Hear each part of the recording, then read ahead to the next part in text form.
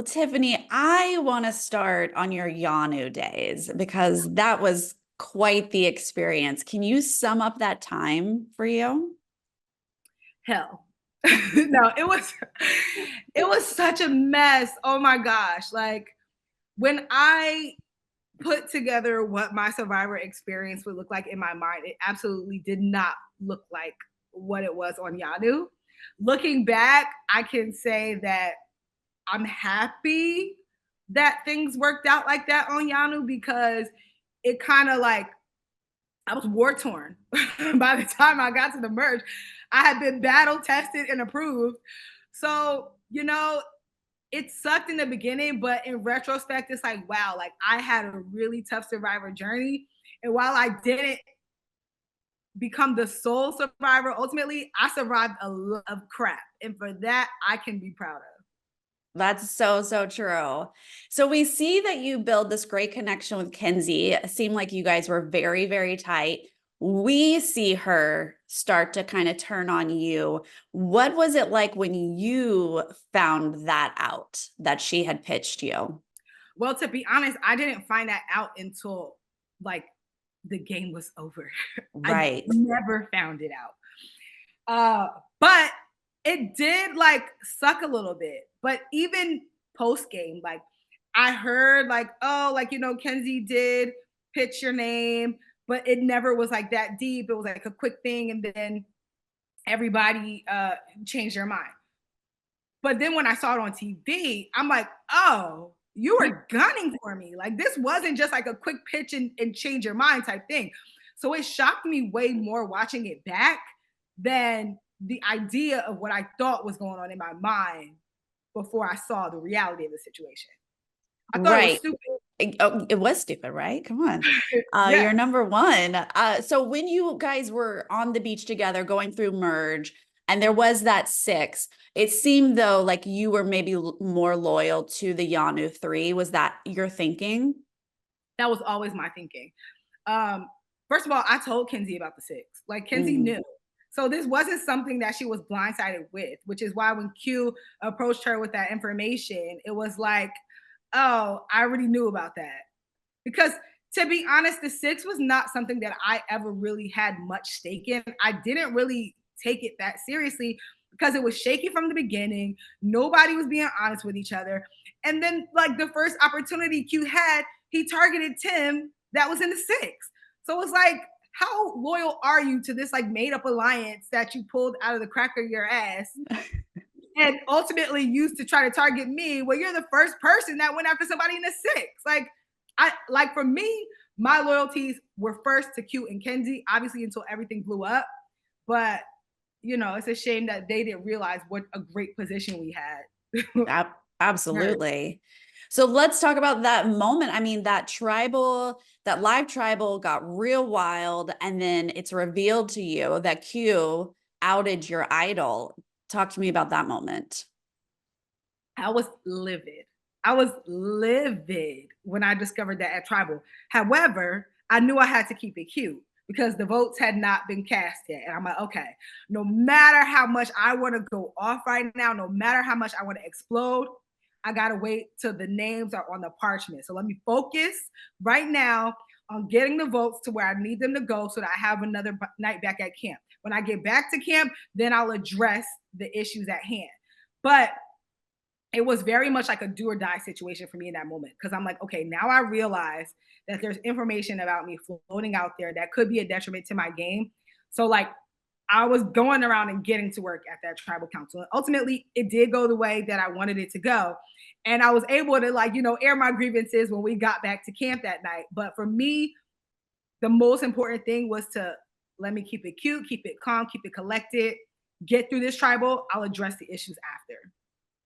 Now, when you do address the issues and you talk to Q, and it just becomes kind of public that you're not going to work with Q anymore, which is kind of dangerous. You never know how that plays out. Were you comfortable just being honest? I was, because at that point I realized that the rupture between Q and I went beyond like just him trying to get ahead in the game. Mm. He was upset that I wasn't essentially just willing to be another soldier for him and do what he wanted me to do. So I'm like, we're not going to be able to work together because you don't want me to play my own game. So now I have to figure out a path forward that doesn't involve you in it, because at every turn, if you're going to be throwing a tantrum and trying to throw my name just because I don't want to vote the way you want me to vote, how can this possibly work? So I knew. And plus, when we got back to camp that night, you guys saw a little bit of the argument, but it was like nuclear. Like it was bad when we got back there. And CBS gave you guys the family friendly version of that argument for sure. But after that, I'm like, man, I don't even want to look at your face. Get away from me. Yeah, it seems like it might be hard to play with Q. So you spoke openly. I mean, you had to speak openly about your idol. You expressed that it, put a target on your back. What changed from 2 episodes ago when you were like, I'm just going to play it? What changed to make you feel like you didn't need to play it now? Well, it wasn't a matter of me feeling like I didn't need to play it, because there was always like something in my heart that was like, okay, like Tiff, this could be an epic mistake. But there was a lot more like strategy and conversation that had gone into it that just wasn't shown. Like, for example, Charlie had approached me about possibly wanting to blindside Maria with the idol. So I'm like, and Charlie and I had like a really good working relationship, and it's not something that is shown a lot on camera, but Charlie and I were really cool. So I'm like, okay, like this could possibly be a move that we could make together that would be like mutually beneficial for both of us. So I had some stake in that, but I also had stake in the fact that like everybody at camp all day, either they're like the best actors in the world or they were really fed up with Q. Like everybody was annoyed with this man. They were talking about how they wanted to get him out. He was like, just sitting on a boat, moping the whole time, like barely talking to people. It was like a dark cloud was over our camp. So I'm like, you know what? Maybe people are finally tired of this foolishness and we could really just get this man out of here. He's been begging to go for like 4 tribals anyway. But the thing that didn't register to me is like, they're not getting rid of this man, even though he's begging to go. Everybody here thinks they can beat him. And I should have made that connection sooner. But of course, hindsight is 2020. Right. So you go into tribal feeling, basically safe. It's hard to be 100% safe, I'm Yeah, assuming. yeah. Like you never feel 100% safe, or at least you shouldn't.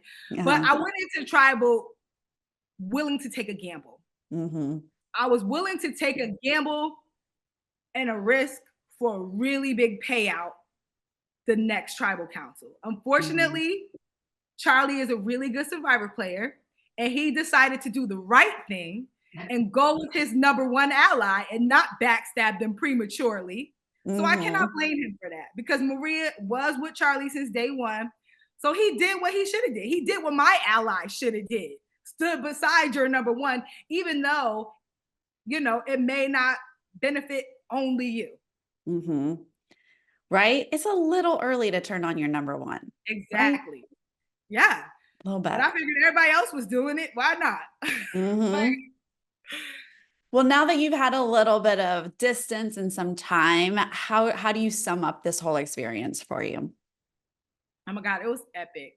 And you know what? Looking back on this journey, I didn't know how good I would be at the game of Survivor, because I said in a lot of my like pre-press interviews, like I'm not like an outdoorsy type girl. I like put hand sanitizer on after I touch a new doorknob. I don't like camping. Like I don't like any of this stuff. But what I didn't realize was that the competitive nature that is in my heart was gonna come out and shine through no matter what obstacles were placed in front of me. And I'm very grateful that I got to experience this, and B, I am proud of myself for the way I handled myself out there and how I played the game. I played way better than I ever expected to. That's amazing. I mean, also you're a fan favorite. How does that feel? It feels so cool. Like it almost doesn't feel real, because in my mind, like I'm a person that's really, really hard on myself. Like in all areas of life, I'm kind of just like either you do it perfect or you fail. And like, I'm working on that. But to see people kind of like give me my flowers even though I didn't succeed by my own measure, it feels amazing. And I'm like, you know what? I can appreciate the fact that I was out there, I was authentic, I was true to myself. And there are so many people out there that not only relate to me, but they really like me. And that feels so good because I'm like, dang, like I was a good player. I was a good player. You were, and you were so fun to watch. Sorry that you're out already, but I bet you're going to be an incredible jury member. Looking for some faces. Yep. I can only hope. I'm looking forward to, like, showing y'all my jury looks. Exactly. Thank you so much for your time today. Thank you. Have a great day.